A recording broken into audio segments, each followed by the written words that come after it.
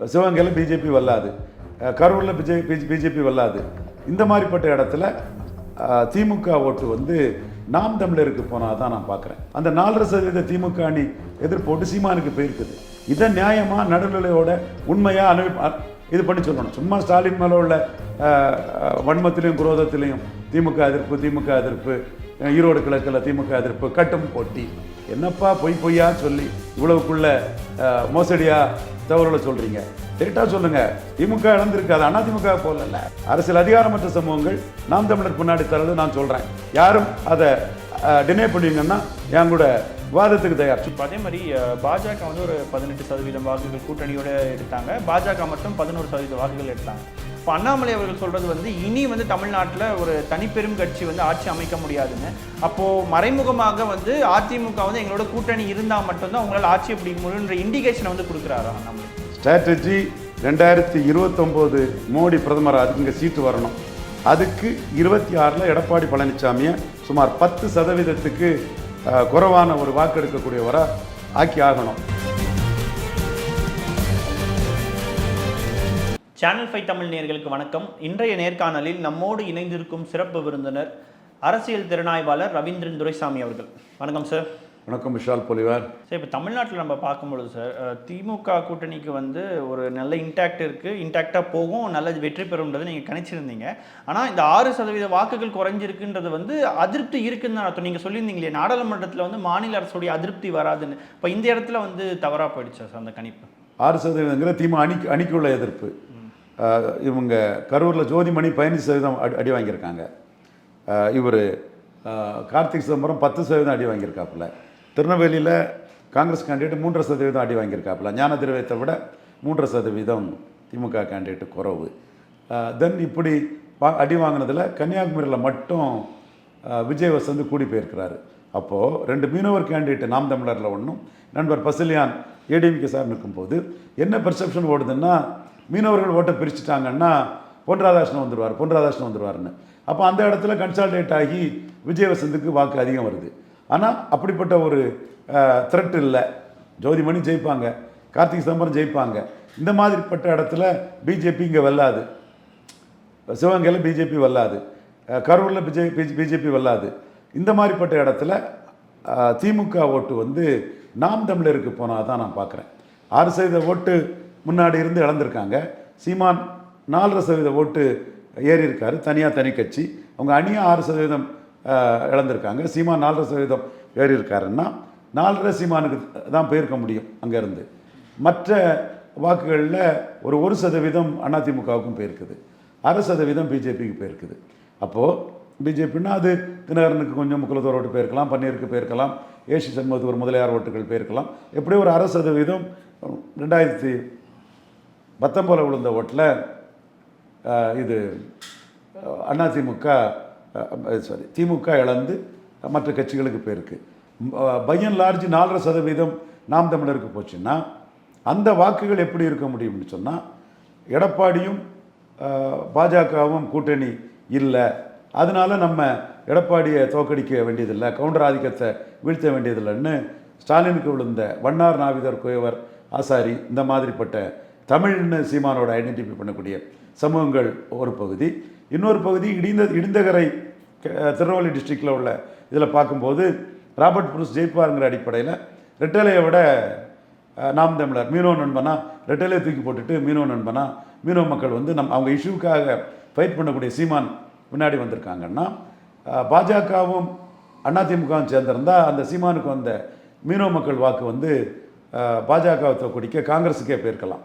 So அப்போ law of டிமினிஷன் ரிட்டர்ன்ஸ்லையும் ஜாதிய முரண்பாட்டில் எடப்பாடி ஜெயித்துவிட மாட்டாருங்க அடிப்படையில் எடப்பாடிக்கு எதிராக வாழ்க்கடிக்கக்கூடிய கொங்கு நாடார், வண்ணார், நாவிதர், குயவர், விஸ்வகர்மா, ஆசாரி, இந்த மாதிரிப்பட்ட சமூகங்கள் எடப்பாடியை தோக்கடிக்கிறதுக்கு ஸ்டாலின்கிட்ட கன்சல்டேட் ஆகாமல் சீமான்ட்ட வந்திருக்காங்க. அதே மாதிரி கிறிஸ்தவ முஸ்லீம்கள் பாஜக இருக்க அணியை தோக்கடிக்கிறதுக்கு திமுக அணியில் கன்சால்டேட் ஆகாமல் சீமான்ட்ட வந்திருக்காங்க. ப்ளஸ் கொஞ்சம் பறையர் சமூக வாக்குகளும் பாமகவை தோக்கடிக்க வேண்டிய நிர்பந்தம் 9 தொகுதியில் இல்லைன்னு சொல்லும்போது அந்த 9 தொகுதியில் 19ஓட சீமான்ட்ட வந்திருப்பாங்க. இங்கே வந்திருக்க மாட்டாங்க, எங்கள் தருமபுரியில் வந்திருக்க மாட்டாங்க. தருமபுரியில் அந்த நாம் தமிழர் கேண்டிடேட்டு கன்னியாகுமரி உள்ள நிலைமையை தான் அடைஞ்சிருக்காங்க. அப்போ நாம் இதெல்லாம் பார்க்கும்போது அந்த 4.5% திமுக அணி எதிர்ப்போட்டு சீமானுக்கு போயிருக்குது. இதை நியாயமாக நடுநிலையோட உண்மையாக இது பண்ணி சொல்லணும். சும்மா ஸ்டாலின் மேலே உள்ள வன்மத்திலையும் குரோதத்திலையும் திமுக எதிர்ப்பு, ஈரோடு கிழக்கில் திமுக எதிர்ப்பு, கட்டும் போட்டி, என்னப்பா பொய்யா சொல்லி இவ்வளவுக்குள்ள மோசடியா தவறுகளை சொல்கிறீங்க? டேட்டா சொல்லுங்கள். திமுக இழந்திருக்கு, அது அதிமுக போகல, எதிர்ப்பு வாக்குன்னா எடப்பாடிக்கெல்லாம் போனோம். 6% 4% சீமானில் தட்டி தூக்கிட்டு போயிட்டு 8.2 8.22 8.2 இந்தியா ஃபுல்லாக என்டிஏயும் இல்லாமல் இந்தியா கூட்டணியும் இல்லாமல் பல கட்சிகளும் விழும்போது சீமான் எழும்பி நிற்கிறாரு. அப்போ இது ஒரு சோஷியல் கொலிஷன். அரசியல் அதிகாரம் இல்லாத சமூகங்கள் சீமான் பின்னாடி தொடருது. அரசியல் அதிகாரம் இல்லாத சமூகங்கள் சீமான் பின்னாடி தொடருதுங்கிறத ஒத்துக்க முடியாத குமட்டலில் உண்மையை மறைக்கக்கூடிய மோசடி பேர்வழிகள் தான் அதை மடமாற்றி விஷயங்களை பண்ணுறாங்க. யார் வேணாலும் இந்த இடத்துக்குள்ள அரசியல் அதிகாரமற்ற சமூகங்கள் நாம் தமிழர் பின்னாடி தரது நான் சொல்கிறேன். யாரும் அதை டினே பண்ணுவீங்கன்னா என் கூட விவாதத்துக்கு தயார். சும்மா ட்விட்டரில் போட்டுக்கிட்டு அதில் பேசிக்கிட்டு இருக்கிறதுல உண்மையை மறைக்கிறீங்கன்னு அர்த்தம். உண்மை நிலைமை இதுதான். இதை கேட்க விவரமுள்ள எல்லாத்துக்கும் இது தெளிவாக தெரியும். இதுதான் 2024 நடந்திருக்குது. 100% கம்யூனிட்டிஸ், சிறிய எண்ணிக்கை சமூகங்கள், தமிழன் என்று தரலக்கூடியவங்க, லா ஆஃப் டிமினிஷிங் ரிட்டர்ன்ஸில் பறையர், கிறிஸ்தவர், முஸ்லீம் 4% திமுக அணியிலேருந்து சீமான்ட்ட போயிருக்காங்க. எடப்பாடிக்கு 1% போயிருக்கிறாங்க, 1/2% பாஜகவுக்கு போயிருக்காங்க. இதுதான் டேட்டா. சரி, இப்போது நாடாளுமன்ற தேர்தலே திமுகவுக்கு இந்த ஓட்டு குறையும் பொழுது நிச்சயமாக இந்த அசம்பிளி தேர்தலில் ஒரு இண்டிகேஷன் திமுக தரப்பில் கொடுக்கும் இல்லையா? கண்டிப்பாக திமுக தரப்பில் அந்த பாதிப்புகள் வரலாம். ஆனால் அது எடப்பாடிக்கு சாதகமாக வர்றதுக்கு இல்லையே. இப்போ சீமான் 6.8 சீமான் 8.2 மாற்றிருக்கிறார். அசம்பிளியிலேருந்து பார்லிமெண்ட்டில் 2 மடங்கு மேலே கொண்டு வந்துட்டார். எடப்பாடி 33 20 வந்துட்டார. 13% எடப்பாடி இழந்திருக்கிறாரு. எடப்பாடி 13% இழக்கும்போது சீமான் எமர்ஜாகத்தானே செய்கிறாரு. 1. 2வது, இந்த களத்துக்குள்ள எடப்பாடி பல இடங்களில் டெபாசிட் இழந்து போயிட்டார். அப்போ ரெட்டையில எந்த ஜாதிக்கு பலன் அளிக்கக்கூடிய ரெட்டையிலைக்கு நான் பெனிஃபிஷரி காஸ்ட், பலனற்ற ஜாதிகள், அது நம்ம பிரச்சாரத்தில் பெரியார் ஊரா பண்ண பிரச்சாரத்தில் மக்கள் விழிப்புணர்ச்சி அடைஞ்ச மாதிரி நாம் வெப்பில் பேசின பிரச்சாரத்தில் தினத்தந்தியை வச்சுக்கிட்டு ஒரு ஃப்ராடு கருத்து கணிப்பை போட்டு தப்பிடலான்னு நினச்சா அது முடியாதுன்னு நம்ம விழிப்புணர்ச்சியை மக்கள் மத்தியில் ஏற்படுத்தினதில் தெளிவாக அது ஒரு மக்கள் மத்தியில் ஒரு பெரிய தாக்கத்தை ஏற்படுத்திக்கிட்டு எடப்பாடி பழனிசாமி நாடார்கள்ட்ட டெபாசிட் இழந்துட்டார். நாடார் மேட்டர் நான் சேலஞ்ச் பண்ணி சொன்னேன், நடந்திருக்கு. அப்போ நாடார்களுக்கு ரெட்டையிலையால் பலன் இல்லை, அவங்க கைவிட்டுட்டு போயிட்டாங்க.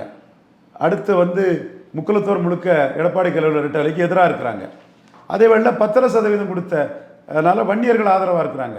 கேபி முனுசாமி ஒரு லீடர் தான், சிபி சண்முகம் ஒரு லீடர் தான், வீரமணி ஒரு லீடர் தான், கேபி அன்பழகம் ஒரு லீடர் தான்.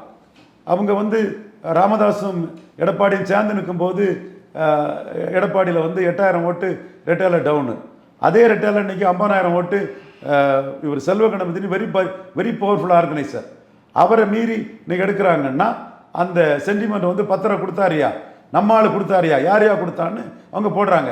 அப்போ ஜாதிவாரி கணக்கு எடுக்காம ஒரு ஜாதிக்கு 10 கொடுத்து அந்த ஜாதி ஓட்டை ராமதாஸையே பலவீனப்படுத்தி வாங்குறவங்களுக்கு மற்ற ஜாதியாக ஓட்டு போடணும். அதுதான் கேபி முனுசாமிக்கு எனக்கும் வில்லங்கம் விவாதம். ஏன் சார் பெரியாருக்கு பாரத ரத்னா கொடுப்பேன்னு சொல்லிக்கிட்டு நீங்கள் செங்குந்தர், அகமுடையார், பறையர் சமூகம் நீங்கள் சூறையாட பார்க்குறீங்க, அதை நாங்கள் விட மாட்டோம்னு நம்ம சொல்கிறோம். அதுக்காக நான் வன்னியருக்கு தனி ஒதுக்கீடு கொடுத்ததை எதுக்கல. நீங்கள் ஜாதிவாரி கணக்கு எடுப்படுங்க. 17% 1931 சென்சஸ் படி இருக்குன்னு சொன்னால் 10க்கு மேலே கொடுங்க. ஸோ இந்த இடத்துக்குள்ளே நாம் போலி பெரியாரிஸ்ட்டு முதுகெலும்பு இல்லாமல் இருக்காங்க. இதை பேசுறதுக்கு அவங்களுக்கு தயங்குது. நம்ம உண்மையை எல்லா ஜாதிகளுக்காக பேசுகிறோம், செங்குந்தருக்காக பேசுகிறோம், பறையர்களுக்காக பேசுகிறோம், அகமுடையார்களுக்காக பேசுகிறோம், உடையார்களுக்காக பேசுகிறோம், கிராமணிகளுக்காக பேசுகிறோம், மீனவர்களுக்காக பேசுகிறோம், நாயுடுகளுக்காக பேசுகிறோம், ரெட்டிகளுக்காக பேசுகிறோம், யாதவர்களுக்காக பேசுகிறோம், வட தமிழகத்தில் உள்ள எல்லா சமூகங்களுக்காக நம்ம அந்த உண்மையை பேசுகிறோம். நாம் பேசுகிற அந்த சமூகங்கள் உணர்றாங்க. ஓட்டிங் பேட்டர்ன் அப்படி தான் இருக்குது. நமக்கு பலன் அளிக்கக்கூடிய இரட்டை இலை, வன்னியர் கொங்கு வேளாளர். நமக்கு பலன் இல்லாத இரட்டை இலை அருந்ததியர், பறையர், பிற ஜாதிகள். கிருஷ்ணசாமி இருந்தனால கொஞ்சம் தேவேந்திர குல வேளாளர் ஓட்டு கிடைச்சிது. அதே மாதிரி இவங்க பிரேமலதா விஜயகாந்த் அம்மையார் இருந்தனால ஒரு 6% வாக்கு, தெலுங்கு தாய்மொழி மக்கள் வாக்கு, ஏழை எளிய மக்கள் வாக்கு, விஜயகாந்த் மீது சிம்பதி உள்ள வாக்குகள் கிடைச்சிது. ஸோ இன்னைக்கு அதிமுக வாக்கு பலம் 15% நான் நிறுத்துவேன்னு சொன்னேன். அது இன்னைக்கு 17% தான் அது இருக்கதா நான் கருதுறேன். இல்லை சார், இப்போ நீங்கள் சொன்னதில் வந்து நாடார் மக்களுக்கு வந்து அந்த இரட்டை இலை வந்து பயனளிக்கல அப்படின்னு சொல்கிறீங்க. ஆனால் இந்த பக்கம் திமுக தரப்புலையும் வந்து எந்த நாடார் கேண்டிடேட்டும் நிப்பாட்டலன்ற ஒரு குற்றச்சாட்டு இருக்குல்ல. அந்த கூட்டணியில் காங்கிரஸ் சார்பாக ஞானதிரவின் ஒரு கிறிஸ்டின் நாடார் இடத்துல ராபர்ட் புரூஸ்னு ஒரு கிறிஸ்டின் நாடார் நின்னாப்புல திமுகவுக்கு தேவேந்திர குல வேளாளர் வாக்கு முக்கியமாக இருந்தது. அவங்க கான்செப்ட் படி பல்லர்னு சொல்லக்கூடிய அந்த டிக்கெட் கேட்ட ஒரு அம்மையாரை தென்காசியில் நிறுத்தியிருக்காங்க. கூட்டணி கட்சி திருநெல்வேலி எடுத்து ஞானதிரவன் இடத்துல கேண்டிடேட் போடணும். ஞானதிரவியம் வந்து அவங்க டிச் பண்ண விரும்பலை. அதே வேளையில் ஞானதிரவியத்து சம்பந்தமாக சில இதுகளும் இருக்கும்போது வந்து அவருக்கே பாதிப்பு இல்லாத வகையில் அந்த இடத்துக்குள்ளே அவங்க கூட்டணி கட்சியை கொடுத்துட்றாங்க. அது நடந்திருக்கு. அப்போ தேவேந்திர குல வேளாளருக்கு ஒரு முக்கியத்துவம் கொடுக்கணும்னு தென்காசி எடுக்கிறாங்க. ஸோ கூட்டணி கட்சிக்குள்ள எண்ணிக்கை தீர்மானம் பிறகு ஏதாவது ஒன்று ஸ்வாப் பண்ணும்போது திருநெல்வேலியை அவங்க மாற்றிருக்காங்க. ஸோ இப்போ அதே மாதிரி இப்போ அதிமுக தரப்பில் நம்ம பார்க்கும்பொழுது எஸ்பி அதே போல் நான் மீண்டும் கோரிக்கை வச்சிடுறேன். டிஎன்பிசி சேர்மனாட்டு சைலேந்திர பாபு வர வேண்டியது, வைஸ் சான்சலராட்டு என்னோட உறவினர் எஸ். எம். பாலாஜி வர வேண்டியது. அந்த இடம்லாம் வந்து சில சூழ்நிலைகளால் டெக்னாலஜியால் தடுக்கப்பட்ட இதில் ஸ்டாலின் அவங்களுக்கு உரிய பிரதிநிதித்த நாடார்களுக்கு கொடுக்கணுங்கிறதே நான் இதுபடியாக நான் என்னோட கோரிக்கையும் தெளிவாக வச்சுருக்கிறேன். சைலேந்திர பாபு டிஎன்பிசி மறுக்கப்பட்டதும் ஸ்டாலின் முயற்சி பண்ணார், அதை நான் பாராட்டுறேன். மெட்ராஸ் மெடிக்கல் யூனிவர்சிட்டி வைஸ் சான்சலராக எஸ். எம். பாலாஜியும் ஸ்டாலின் முயற்சி பண்ணார், அது தடுக்கப்பட்டது. அது தடுக்கப்பட்டதுனால முயற்சி பண்ணினேன், தடுக்கப்பட்டுன்னு போகாமல் இன்னொரு இடத்துல அந்த சமூகத்துக்கு உரிய பிரதிநிதித்துவத்தை ஸ்டாலின் கொடுக்கணுங்கிறதே நான் முன் வைக்கிறேன். சரி, இந்த ரிசல்ட்டுக்கு அப்புறம் வந்து எஸ்பி வேலுமணி சொன்ன கருத்து அண்ணாமலையினால தான் வந்து இந்த கூட்டணி வந்து பிளவாயிடுச்சு அப்படின்னு சொல்லியிருந்தாரு. அப்போது அதிமுக தரப்பில் வந்து ஒரு தரப்பினர் வந்து பாஜக கூட்டணி இருந்திருந்தா நம்ம வந்து வெற்றி பெற்றிருக்க முடியுன்ற நினைப்பில் நிறைய பேர் இருக்கிறாங்களா அதிமுகவில்? அவங்க அந்த நினப்பில் இருக்கிறாங்க. அது யூகம்தான். தமிழிசை கூட அந்த நினப்பில் இருக்காங்க. யூகம்தான். அதுதான் நான் சொல்கிறேன், அது யூகம்தான். கொங்கு ஈஸ்வரன் அண்ணன் வந்து 15% வாக்கு வந்து கோயம்புத்தூரில் நிரூபித்தவர். அவர் கூட கூட்டணியிலேருந்து சிபி ராதாகிருஷ்ணன் எடுத்த வாக்கை விட கொங்கு ஈஸ்வரன் இல்லாமலே அண்ணாமலை பெரிய ஓட்டை எடுத்துட்டார். அப்போ எடப்பாடிக்கு கொங்கு ஈஸ்வரன் ஒரு ஆளாக நின்று நாமக்கல்லில் ஜெயிக்கிறதும் கடுப்பாக இருக்குது. கொங்கு ஈஸ்வரன் இல்லாமலே இவரை பலகீனப்படுத்தி கோயம்புத்தூர், நீலகிரி, பொள்ளாச்சியில் அண்ணாமலை பெரிய லீடராக வளர்றதும் கடுப்பாக இருக்குது. இது உண்மை. ரெண்டும் அவர் சாதியை சேர்ந்தவங்க தான். அப்போ அவர் ஜாதியை சேர்ந்த 2 பேர் மேலும் இவ்வளோ கடுப்பாக இருக்கிறார். அப்போ ஈஸ்வரன்னா வெற்றி பெற்றிருக்கிறார். நாமக்கல்லில் கலைஞருமே வெற்றி பெற்றார்.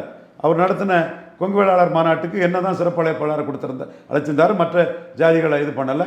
அண்ணே நீங்கள் யாரையும் டெமாலிஷ் பண்ணனாலும் நீங்கள் ஆள் தான், நான் ராசியான ஆளுனே, என் மாநாட்டுக்கு நீங்கள் வாங்கினேன்னு அழைச்சி பண்ணியிருந்தார். அப்போ அந்த அண்ணன் ஈஸ்வரன் எடுத்த அந்த 15% வாக்கை எடப்பாடி பழனிசாமிக்கு ஏன் மறைக்கிறாரு? முழு பூசணிக்காய் ஏன் சோத்தில் மறைக்கிறாரு? இருட்டை கொண்டு ஓட்டையில ஏன் அடைக்கிறாரு? அப்போ உங்களுக்கு ஈஸ்வரன் ஒரு சக்தியாட்டு கொங்கு வேளாளர் நிற்கிறத உங்களுக்கு ஜீரணிக்க முடியல. அண்ணாமலை உங்களை ஒரு 1/3 இடத்துல பலவீனப்படுத்தி ஏன் கொங்கு வேளாளர் ஓட்ஸை கொண்டு போகிறது உங்களால் தாங்க முடியல. இன்னும் ஒன்று, செந்தில் பாலாஜி திமுகவில் சேர்ந்ததுக்கு பெருசாக பொண்ணார் பார்த்தீங்களா? அது கூட ரிட்டைலில் எடுத்த ஓட்டை விட உதயசூரில் நின்று அரவக்குறிச்சியில் இவர் சீஃப் மினிஸ்டராக இருக்கும்போதே அதிக ஓட்டை செந்தில் பாலாஜி எடுத்துகிட்டு போயிட்டாருன்னா அதுவும் உங்களுக்கு பிடிக்கல. அப்போ நீங்கள் இன்னொரு கொங்கு வேளாளர் நாட்டில் இருக்கக்கூடாது. அதான் அவங்க கான்செப்டாக இருக்குது. 15% வாக்கு ஈஸ்வரனை நிரூபித்தனால தானே சிபி ராதாகிருஷ்ணன் அங்கே அந்த அளவுக்கு ஓட்டு வர முடிஞ்சது. அதை மறைச்சிக்கிட்டு என்ன புள்ளி வரம் சொல்கிறீங்க? அப்போ நீங்கள் அண்ணாமலை உங்களை பலகீனப்படுத்தி இன்னும் வீழ்த்திடுவாருன்னு அச்சம் இருக்குது. ஈஸ்வரனுக்கு வாக்கு வலிமையை சொல்லதுக்கு உங்களுக்கு தயக்கம் இருக்குது. இந்த வகையில் தான் நீங்கள் செயல்படுறீங்க. சரி, இப்போ அதே மாதிரி பாஜக வந்து ஒரு 18% வாக்குகள் கூட்டணியோடு எடுத்தாங்க. பாஜக மட்டும் 11% வாக்குகள் எடுத்தாங்க. இப்போ அண்ணாமலை அவர்கள் சொல்கிறது வந்து இனி வந்து தமிழ்நாட்டில் ஒரு தனிப்பெரும் கட்சி வந்து ஆட்சி அமைக்க முடியாதுன்னு. அப்போது மறைமுகமாக வந்து அதிமுக வந்து எங்களோட கூட்டணி இருந்தால் மட்டும்தான் உங்களால் ஆட்சியை பிடிக்க முடியுன்ற இண்டிகேஷனை வந்து கொடுக்குறாரா அண்ணாமலை? ஸ்ட்ராட்டஜி 2029 மோடி பிரதமர், அதுக்கு இங்கே சீட்டு வரணும். அதுக்கு 26 எடப்பாடி பழனிசாமியை சுமார் 10% குறைவான ஒரு வாக்கு எடுக்கக்கூடியவராக ஆக்கி ஆகணும். அதுக்கு தான் ஷுட் பி ரிமூவ்டு பை தான், diamond cuts diamond. Kongu Vellala Gounder Annamalai தான் கொங்கு வேளாள கவுண்டர் எடப்பாடி பழனிசாமியை கொங்கு வேளாளர்கிட்ட பலகீனப்படுத்திட்டா போதும். அப்புறம் 1 இயரில் பலகீனப்படுத்துறத டாக்டர் ராமதாஸ் பார்த்துக்குவார். 1 இயரில் ஸ்ட்ராங்காக இருக்கார் எடப்பாடி பழனிசாமி. ஃபேக்ட், கொங்கு வேளாளரில் தான் அந்த பாதிப்பு அண்ணாமலையால் உருவாயிருக்குது. ஸோ அந்த வகையில் தான் வியூகம் இருக்கும். Edappadi master the art of teaching. Parliament election டைமில் சீட்டு பேரத்தில் 12 6ங்கிறதுல வரல. ஒட்டோர் மேபி வந்தால் என்ன ரிசல்ட் இருக்குங்கிறது கேள்விக்குறி. ஆனால் ஒரு மோடி மைனஸ்ன்னு வரல. அப்போ சட்டமன்ற தேர்தலில் எடப்பாடியை ஸ்ட்ரெங்தன் பண்ணுறதா மோடிக்கு வேலை. அண்ணாமலையை ஸ்ட்ரெங்தன் பண்ணி எடப்பாடியை பலகீனப்படுத்தி 2029 சாதிக்கிறது தான் மோடிக்கு வேலை. So Modi will never accept defeat anywhere. He will not accept his defeat in Tamil Nadu. 2029 Modi எங்கள் மக்களவைத் தேர்தலில் ஜெயித்தாகணும். அதுக்கு நம்ம ஸ்ட்ராட்டஜி என்னங்கிறத நம்ம கான்டாக்ட், நம்ம அறிவு, ஆற்றல் எல்லாத்திலும் நம்ம பயன்படுத்துகிறோம். இதை விட்டுக்கிட்டு என் அன்பு சகோதரர் கல்யாணராமன் சொல்கிறதுல, சகோதரர் தான் கல்யாணராமன், அவரை நான் பெருசாக கோவப்படலை. என்னோட நோக்கம் இதுதான், அதை வெளிப்படையாகவே சொல்லிடுறேன். இப்போது நாம் தமிழர் கட்சி பார்க்கும்போது சார், இந்த சட்டமன்ற தேர்தலேருந்து நாடாளுமன்ற தேர்தலாக இருக்கட்டும், அந்த ஜம்ப்ன்றது பார்த்தீங்கன்னா 13 லட்சம் ஓட்டுகள் வந்து இன்க்ரீஸ் ஆகிட்டு இருந்தது. பட் இந்த முறை அந்த ஜம்ப்ன்றது வேறு 5 லட்சம்ன்றது ரொம்ப குறைவாக இல்லையா? இந்த முறை வந்து இந்தியா ஃபுல்லாகவே என்டிஏலையும் இந்தியா கூட்டணியில் இல்லாத கட்சிகள்லாம் ரொம்ப பலகீனம் அடைஞ்சிட்டாங்க. அகாலிட்ட சிரோன்மணி அகாலிட்ட பாதி கீழே போயிட்டாங்க. சந்திரசேகர் ராவ் டிஆர்எஸ் பிஆர்எஸ் ரொம்ப கீழே போயிட்டாப்புல. லோக்டல் ஜாட் பார்ட்டிஸு ஹரியானாவில் காணவே இல்லை. பகுஜான் சமாஜ் பார்ட்டி பாதிக்கும் கீழே போயிட்டாங்க. அந்த வகையில் இந்தியாவிலே ஜம்ப் பண்ணவர் இவர் தாங்கிறத டெல்லி ஆட்களே நம்மள்கிட்ட அதை விசாரிக்கிறாங்க. அது ஃபெடரல் சர்வே சொல்லும்போதே இந்த 2 அணியில் இல்லாத கட்சிகள் பலகீனப்படுதுன்னு ஃபெடரல் சர்வே சொல்லும்போதே சீமானுக்கு அவங்க வந்து 7% ஃபெடரல் சர்வே கொடுத்துருந்தாங்க. அப்போவே நான் அதை வாட்ச் பண்ணேன். புதிய தலைமுறை ஃபெடரல் சர்வேயில் கொடுத்துருந்தாங்க. இன்னைக்கு 8.22 வந்து அதை அவர் சாதிச்சிருக்காருன்னா, இது இந்திய அளவில் நாளைக்கு 2029 தமிழ்நாடு எந்த திசையில் போகுங்கிறதுல சந்தீப் சக்சேனா, சுனில் கனகூலு, பிஜேபிக்கு பிராண்டிங் மாஸ்டர்ஸு இவங்கெல்லாம் வந்து இந்த வாக்கின் தன்மை என்னங்கிறத பெருசாக ஆய்வு பண்ணுறாங்க. காரணம், பல நிரூபித்த சீமானை பற்றி காங்கிரஸ் தலைமையும் பாஜக தலைமையும் பார்க்குறாங்க. அந்த வகையில் தான் நான் சிவகார்த்தியனோ தென் விஜயோ சூர்யாவோ பல நிரூபிக்காதவங்கிறத தீபா ஜெயக்குமார், சசிகலா அம்மையார்ங்கிற கருத்தை நான் பொதுவாகவே சொல்லிட்டு இருக்கிறேன். சரி, இப்போது அவங்க முக்கியமாக ஃபைனலாக டிசாஸ்டர் ஆன ஒரு விஷயம் என்னென்னா, இந்த கன்னியாகுமரி தொகுதியில் தான் வந்து அவங்க வந்து முதல் பாராளுமன்ற உறுப்பினரோ இல்லை சட்டமன்ற உறுப்பினரோ வருவாங்கிற ஹோப் இருக்கும் பொழுது அந்த இடத்துல ஏன் சார் வாக்கு ரொம்ப குறைஞ்சிருக்கு?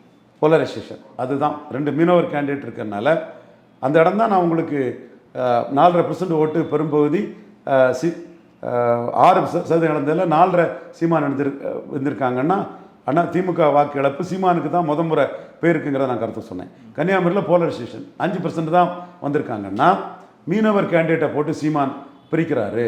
மீனவர் கேண்டிடேட்டை போட்டு பசலியான் நண்பர் தான், அந்த சமுதாயத்தில் ஒரு முக்கியமான ஆள் தான். மீனவர் கேண்டிடேட்டை போட்டு அதிமுக பிரிக்குது அப்படின்னு ஒரு பிரச்சனை வரும்போது, அந்த எதிர்ப்போட்டுகள்லாம் ஒருவேளையில் பாஜக வந்துருமோ, மோடிக்கு ஒரு எம்பி சீட்டு வந்துருமோன்னு அப்படியே விஜயவசந்தியோட கன்சால்டேட் ஆகுறாங்க. விஜயவசந்த் வந்து முன்னோட அதிக ஓட்டு எடுத்துடுறாரு. ஆனால் அந்த இது கரூரில் இல்லை, இங்கே சிவகங்கையில் இல்லை, திருநெல்வேலியில் இல்லைன்னா எதிர் அணி அந்த பிஜேபி அணி வெல்லாதுங்கிற ஒரு இடத்துக்குள்ளே அது இல்லை. இந்த வகையில் தான் 4 முனை போட்டியில் சீமானுக்கு திமுக அணி இழந்த 6% வாக்கில் 4% சீமானுக்கு வந்திருக்கு நான் சொல்கிறேன். இன்னொரு பாயிண்ட் பார்த்தா, இந்த வாக்கெல்லாம் 2016 ஜெயலலிதா அம்மையார்ட்ட இருந்தது. 14 45% வாக்கெடுத்தாங்க ஜெயலலிதா அம்மையார். இன்னைக்கு எடப்பாடி பழனிசாமி 20.4% வாக்கெடுத்திருக்காப்புல. பாதிக்கும் கீழே போய் 5% கீழேயும் வந்து நிற்கிறாரு. சரி, அவர் கேபி முனுசாமி நாங்கள் கூடியிருக்கோம் 19 சொன்னால் அவங்க உரிமை, அதையா நம்ம மறுக்கணும்? டேட்டா கரெக்டு தானே. நிச்சயமாக சார், தொடர்ந்து பேசுவோம். பல்வேறு கேள்விகளுக்கு மிக பொறுமையாக பதில் தந்தமைக்கு நன்றி சார். நன்றி.